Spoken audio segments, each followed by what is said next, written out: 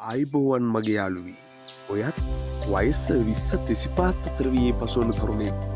බලන්න ඔයාටත් මේ ප්‍රශ්න ටික තියෙනවද කියලා රැකියාව ආදරේ අනාගතය මේ ගැටලු තුනම තිබුණත් බය වෙන්න එපා ඔයා තනි වෙලා නැහැ ඉවර වෙනකම් මේ වීඩියෝ එක බලන්න ඔයාගේ මයින්ඩ් එක චේන්ජ් කරන්න කාලය ආවා අපි මුලින්ම ගැටලුව හඳුනගමු අද කාලේ තරුණියෝ සෝෂල් මීඩියා බලලා කම්පයා වෙනවා යහළුවන් සාර්ථක වෙලා ඔයා තාමත් පිටුපසින් ඉන්නවා කියලා ප්‍රෙෂර් එකක් දැනෙනව නේද? ආදරේ පරාද වුණාම heart break, jealousy, empty feeling මේ හැමදේම ස්ට්‍රෙස් එකට හේතු වෙනවා. රැකියාව, confusion, වැටුපඩු වීම, අම්මා තාත්තගේ expectation එක තවත් ප්‍රෙෂර් එකක්.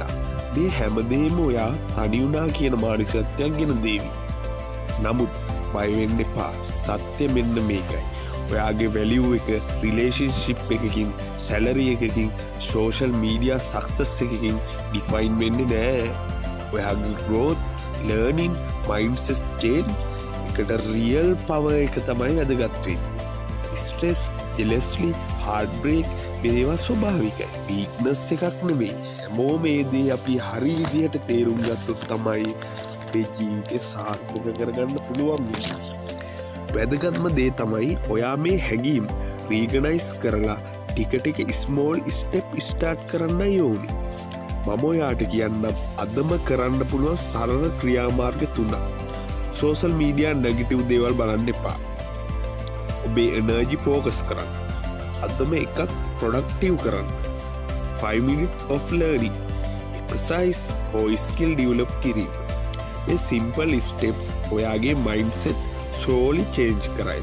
confidence වැඩි කරයි මේ ටික ඔයත් අදම කරලා බලන්න ඔයාට මේ වීඩියෝ එක help වුණා නම් subscribe කරන්න